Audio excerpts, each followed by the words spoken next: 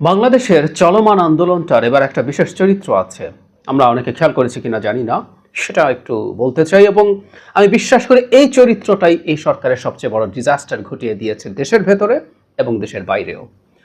চলমান আন্দোলন বলায় কারো কারো হয়তো মনে হবে আমি কেন বলছি চলমান। আমি বিশ্বাস করি এই যে আপাত শান্ত অবস্থা দেখছি, এটা আসলে মোটে আন্দোলন ধ্বংস করে গেছে বা সরকার ধ্বংস করে দিতে পেরেছে বা শেষ হয়ে গেছে, মোটেও তা মনে করি না। এটা খুব সহসাই আবারও জেগে উঠবে। যে দিকটা নিয়ে কথা বলছিলাম এটা খুবই জরুরি। খেয়াল করি আমরা, বাংলাদেশের সরকার বিরোধী আন্দোলন বিভিন্ন সময় হয়েছে, সেগুলো ভায়োলেন্টও হয়েছে। ভায়োলেন্ট আন্দোলন আওয়ামী লীগ করেছে, বিএনপি করেছে, এর সাথে বিরুদ্ধে দুই দল মিলে একসাথে করেছে, পরে বিএনপির সময় আওয়ামী লীগ করেছে, আওয়ামী লীগের সময় বিএনপি করেছে, এগুলো ঘটেছে। একটা জিনিস কি আমরা খেয়াল করেছি, যখনই কোনো বিরোধী দল সরকারের বিরুদ্ধে আন্দোলন করছে, তখন যখন সরকারি বাহিনীকে বা সরকারের ক্যাডারদেরকে তারা ফেস করে, তারাও মোটি কিছু প্রস্তুতি তারা তাদের সাথে রাখে যাতে তাদেরকে ব্যাকফুটে ফেলে দেওয়া যায়। নিদেন পক্ষে আমরা দেখব যে ককটেল বলে এক ধরনের হাতে তৈরি বোমা, এবং কখনো কখনো কিছু দেশীয় প্রযুক্তিতে তৈরি করা বন্দুক বা পাইপ গান বলো তো, একসময় ছোটবেলা আমরা প্রচুর দেখতাম, এগুলো উদ্ধার করা হচ্ছে। এগুলো মূলত আসলে শর্ট গানের যে শট আছে সেটাকে দিয়ে এক ধরনের গুলি করার এক খুবই কাঁচা ধরনের অস্ত্র, কিন্তু ওগুলো থাকতো। ফলে যেটা হতো যে পুলিশ যখন অ্যাকশনে যাচ্ছে, পুলিশের দিকে কাঁচা হাতে কাঁচা অস্ত্র হলেও গুলি করার অবস্থা থাকতো। ককটেল তো খুব কমনলি ছিল পুলিশের উপরে পাল্টা আঘাত। কারণ আপনি যখন যুদ্ধের মতো পরিস্থিতিতে দাঁড়ান, পুলিশ যখন আপনার দিকে ধেয়ে আসে, প্রাথমিকভাবে কাঁদানে গ্যাস এবং এর পরবর্তীতে শটগান বা একেবারে রাইফেলের অস্ত্র নিয়ে গুলি নিয়ে, তখন এই পদক্ষেপগুলো পুলিশকে পাল্টা ভীতি তৈরি করে। কারণ আপনি যখন নামেন এই জায়গায়, আপনি অনেক বেশি আক্রমণাত্মক হয়ে উঠবেন যদি পাল্টা আক্রমণের শিকার না হন। সো এই চর্চাগুলো খুব কমনলি ছিল। এটাকে আমাদের দেশে এক ধরনের মেনে নেওয়ার মতো পরিস্থিতি ছিল, আর মনে করতেন এগুলো হতেই পারে এই ধরনের মুভমেন্টে। এবারকার মুভমেন্ট আমি খুব মন দিয়ে, আমরা সবাই চেষ্টা করেছি, যখন ইন্টারনেট বন্ধ হয়ে গেল তার আগে, পরবর্তীতে টিভিতে বেশ কিছু দিনের মুভমেন্ট আমরা টিভিতে নানান সেন্সরশিপের পরেও যতদূর দেখতে পেরেছি, বা এখন ইন্টারনেট আসার পর আমাদের সামনে প্রচুর ফুটেজ আছে, প্রচুর ছবি আছে। একটা জিনিস খুব স্পষ্টভাবে দেখেছি, আমি কোনো একটা ভিডিওতে দেখিনি পুলিশের দিকে পাল্টা গুলি ছোড়া হচ্ছে। আমি কোনো একটা ভিডিওতে দেখিনি পুলিশের দিকে ককটেল ছুঁড়ে মারা হচ্ছে।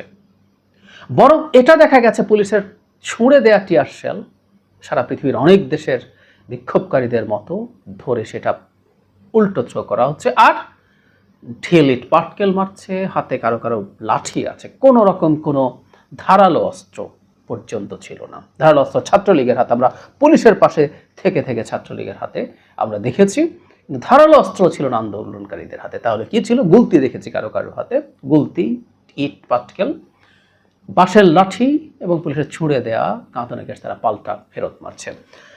আমরা খেয়াল করছি একেবারে নিরস্ত্র মানুষ, যাদের দিক থেকে পুলিশের ওপরে কোনো ঝুঁকি ছিল না। ও যে বলেছিলাম বহুবার, সর্বোচ্চ তারা যেটা করতে পারতো, তারা রাস্তা আটকে বসে থাকতে পারতো, পুলিশ সেখানে গিয়ে ছত্রভঙ্গ করার চেষ্টা করুক, না পারলে ফিরে আসুক, আবার যাক, কতবার ওরা পারবে।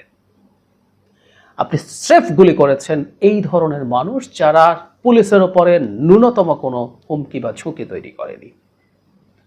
এই রকম নিরস্ত্র মানুষকে হত্যা যখন আপনি করেন, সেটা যখন দেশের মানুষজন দেখে, ঘরে ঘরে তীব্র ঘৃণা, বিদ্বেষ তীব্র তৈরি হয় পুলিশ এবং সরকারের বিরুদ্ধে।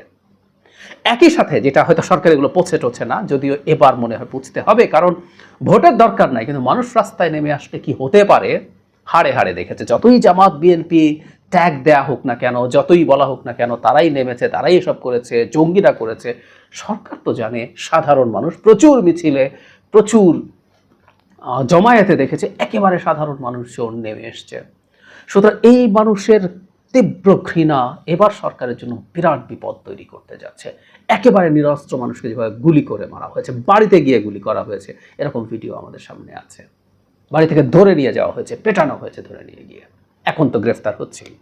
আর ইন্টারন্যাশনাল কমিউনিটির কাছেও বাংলাদেশের বাহিনীগুলো কি পরিমাণ বর্বর হয়ে উঠেছে সেটার একটা খুব গুরুত্বপূর্ণ প্রমাণ হচ্ছে এগুলো, যে একেবারে নিরস্ত্র মানুষের উপরে কিভাবে হামলা করে এখন পর্যন্ত পাওয়া অফিসিয়াল ধরনের যে তথ্য, আমি সরকারের অফিসিয়াল তথ্যের কথা বলছি না, বাংলাদেশের মিডিয়ায় যে পরিমাণ তথ্য বের করেছে 205-এর মতো মানুষ কিভাবে আপনি হত্যা করেন, কতটা অসভ্য বর্বর। মানে তার অ্যাকশন দেখে মনে হয় মানে কোনো ভিনদেশি, অবশ্য ভিনদেশি কেন বলবো, আপনি ভিনদেশি কোনো বাহিনীও এই রকম অপরাধ যদি করে সেটাও মারাত্মক অপরাধ হিসাবে পরিগণিত হবে আপনি নিরস্ত্র মানুষের উপরে যদি এভাবে করে থাকেন। সো এই জিনিসটা সিরিয়াস চাপ তৈরি করবে সরকারের উপরে, আন্তর্জাতিক দিক থেকেও সরকারের জন্য ওটা একটা বড় ধাক্কা। আর একটা কথা কি, মানুষ যখন কোনো রকম কোনো পাল্টা অস্ত্র ছাড়া এত সশস্ত্র পুলিশের বিরুদ্ধে দাঁড়ায়, এবং শুধু আপনি নিচ থেকে গুলি করেন নাই, আপনি হেলিকপ্টার দিয়ে গুলি করেছেন, টিয়ার গ্যাস, সাউন্ড গ্রেনেড তো মেরেছেন, গুলিও করেছেন, গুলি করে মানুষ মেরেছেন হেলিকপ্টার থেকে, যে মানুষরা ঠিল হাতে আর লাঠি হাতে, গুলতি হাতে গুলির সামনে বুক চেতিয়ে দাঁড়ায়, সেই মানুষদের সামনে আসলে আর পেরে উঠবে না। এই জাতি দেখেছে, এই তরুণরা দেখেছে, তারা খুব ভালো মতো দেখেছে, দেখিয়েছে, তারা আরো দেখাবে। বাংলাদেশের রাজনৈতিক ইতিহাসে এই মুভমেন্টটার এই একটা দিক অতি গুরুত্বপূর্ণ, এই একটা দিক আমরা যেন সবাই নোটিস করি এবং সেটা নিয়ে কথা বলি। আবারও বলি, আমাদের নাগরিকদেরও দেখতে হবে, দেখো তোমরা একটা নিরস্ত্র মানুষ, যার দিক থেকে কোনো মৃত্যু ঝুঁকি কোনো পুলিশের ছিল না, মানে কোনোভাবে অন্য কোনো ঝুঁকিও তার দিকে ছিল না, আহত হওয়ার ঝুঁকি ছিল, তাকে মেরে ফেলা হয়েছে। এবং আন্তর্জাতিক কমিউনিটিও এই জিনিসটা নোটিস করুক। আমরা যত বেশি এই ব্যাপারগুলো নিয়ে বলবো, শোরগোল করবো, তত এগুলো সব দিকে পৌঁছে যাবে, সব দিকে ছড়িয়ে যাবে। এতে এই সরকারের পৃথিবী ছোট হয়ে আসতে থাকবে।